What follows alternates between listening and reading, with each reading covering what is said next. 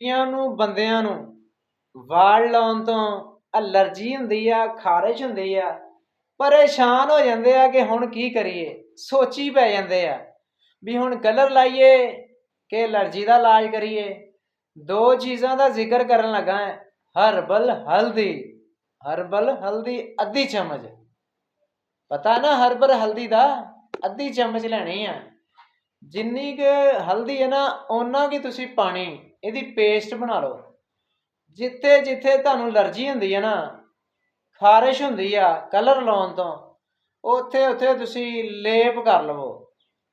ਇਨਸ਼ਾਅੱਲਾ ਤੁਹਾਡੀ ਖਾਰਿਸ਼ ਐਲਰਜੀ ਖਤਮ ਹੋ ਜਾਏਗੀ ਜਿਹੜੀ ਕਲਰ ਲਾਉਣ ਤੋਂ ਹੁੰਦੀ ਆ। ਤੇ ਪਰੇਸ਼ਾਨ ਨਹੀਂ ਹੋਣਾ। ਵੀਡੀਓ ਨੂੰ ਸ਼ੇਅਰ ਕਰਿਆ ਕਰ, ਸੋਚੀ ਨਾ ਪਿਆਰਿਆ ਕਰ ਕਿ ਮੈਂ ਵੀਡੀਓ ਸ਼ੇਅਰ ਕਰਾਂਗਾ ਮੇਰਾ ਪੈਕੇਜ ਖਤਮ ਹੋ ਜਾਣਾ ਹੈ। ਪੈਕੇਜ ਖਤਮ ਹੋ ਜਾਏਗਾ ਤੇ ਫੇਰ ਲਗਵਾ ਲਈ। ਅੱਲਾ ਦੇ ਬੰਦੇ ਨੇਕੀਆਂ ਕਰਿਆ ਕਰ, ਨੇਕੀਆਂ ਕਮਾਇਆ ਕਰ। ਤੇਰੇ ਇੱਕ ਸ਼ੇਅਰ ਕਰਨ ਦੇ ਨਾਲ ਪਤਾ ਨਹੀਂ ਕਿੰਨਿਆਂ ਮੁਸਲਮਾਨ ਭਰਾਵਾਂ ਦਾ ਫਾਇਦਾ ਹੋਣਾ ਹੈ, ਕਿੰਨੀਆਂ ਬੀਬੀਆਂ ਦਾ ਫਾਇਦਾ ਹੋਣਾ ਵਿਚਾਰੀਆਂ ਜਿਹੜੀਆਂ ਪਰੇਸ਼ਾਨ ਹੋ ਜਾਂਦੀਆਂ ਕਲਰ ਲਾਉਣ ਤੋਂ।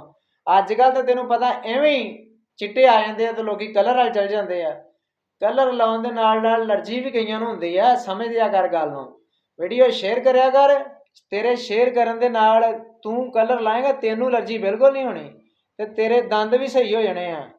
ਤੈਨੂੰ ਜਿਹੜੀਆਂ ਹੋਰ ਬਿਮਾਰੀਆਂ ਲੱਗੀਆਂ ਨਾ ਗਲਤੀ ਦੇ ਨਾਲ, ਉਹ ਵੀ ਦੂਰ ਹੋ ਜਾਣੀਆਂ ਲੋਕਾਂ ਦੀਆਂ ਦਵਾਵਾਂ ਦੇ ਨਾਲ। ਵੀਡੀਓ ਹੁਣ ਸ਼ੇਅਰ ਕਰ ਦੇ, ਸੋਚੀ ਨਾ ਪਿਆਰਿਆ ਕਰ।